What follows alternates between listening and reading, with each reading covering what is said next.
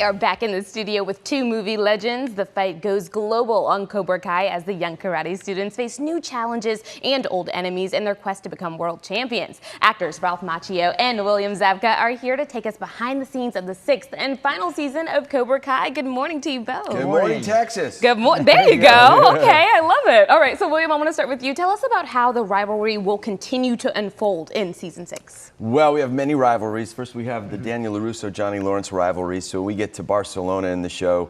We're not on the same page, but all the rivalries come through all the Saikai Taikai and all the different karate dojos and the rivalries. There's new rivalries, there's old rivalries that tie up and new bad guys, and it's a lot of exciting fighting, and it's pretty climactic. You can feel it. As soon as the first episode starts, you can feel how intense it is right off the bat, which I think that's what the fans want though, right? So Ralph Miyagi-Do and bringing back Mr. Miyagi's teachings is a big part of this series. So what did it mean to you to kind of take on that sensei role?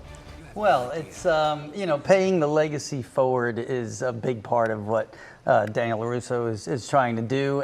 But he, in this section of the final season, he gets drawn down this sort of rabbit hole of discovery of who Miyagi really was, and maybe things that he didn't know, and that can be difficult. So yeah, it's great because it provides more hurdles for the story. And a narrative, the more hurdles you have, the more you're rooting for success. And it's this big global market. It's against all the best fighters in the world, and the stakes are super high, and so he's struggling internally while trying to be a good sensei, and that's therein lies some interesting storytelling. But yeah, taking on the role of the sensei, we both get to do that in this show, and it's been wonderful and challenging. Like senseis can do that though. They can kind of, everything's going on crazy within themselves, and they can kind of keep just this poker face on the outside. But you know what? We get to see the behind the scenes of that too, and that's kind of difficult. So let's talk about Johnny and Daniel's friendship. It's been a little rocky, so will fans see a happy ending between the two, or will this rivalry continue?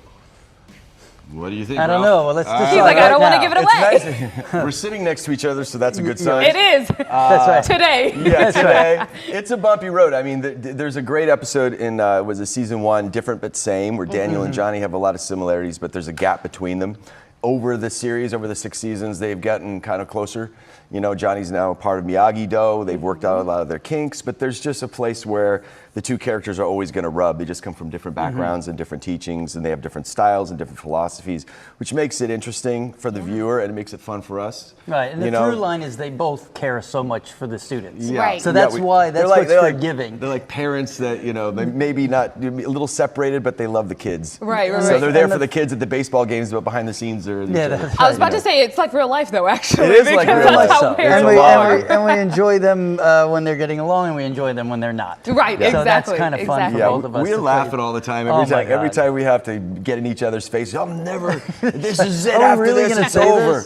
I mean it this time. I think we've said it 5 or 6 times. And then we're like, then we hug and make up, and then. I was about to say, what is it like on set? Because you have to be in like this tense moment, and then right after, it seems like you guys are just close as thieves. We've gotten pretty good at navigating it, and sometimes we just, like Billy says, we just stop and laugh. It's just the silliness of it, but we play it with such truth and honesty, and that's what's important. Yes. What's important. Okay, I do want to touch on, because you did mention that there is going to be some uncovering of Miyagi-Do and Mr. Miyagi, and the effect that the faith that you might have in those teachings. So do you think it will ultimately help in the transition of winning the world championship, or is that too much to give away? Well, it's a decent amount to give away, but what it does is it creates more hurdles internally and externally, and then on top of that, the competition for our kids is at next level, and so is the fighting and the stunt work in this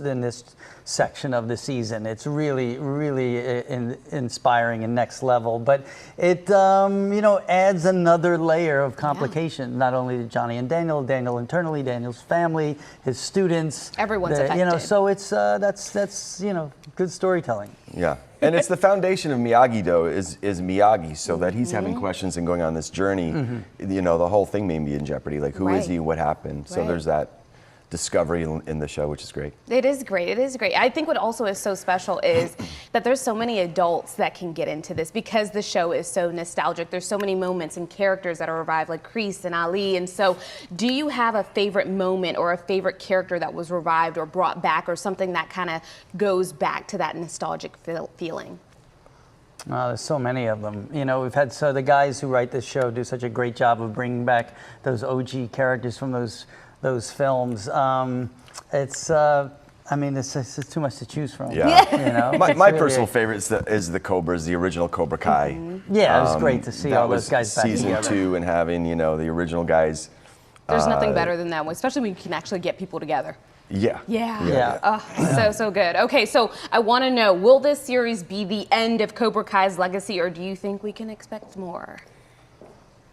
There's a pause. There's a silence. There's a pause. The silence is so loud. I think you never say never. I think, for my opinion, is for Cobra Kai proper, this is the right time to land that plane. Yeah. But for the Karate Kid universe, it just keeps finding ways to give back. And I'll only say one more thing, and that is Cobra Kai never dies. Yeah. There So, you go. You know, I don't see an end in sight. So basically, it's the end of this story. If this is the book, it's a good end of this book. It is. Yeah. It is. But we'll keep our hearts open Yes. for something that might come into the future. That's right. You I never love know. it. I love it. Well, thank you guys so much Thank for you. being Thank here, you. giving us a little sneak peek here and there. Cobra Kai's second part of season 6 premieres tomorrow on Netflix, so be sure to check it out. Check it out.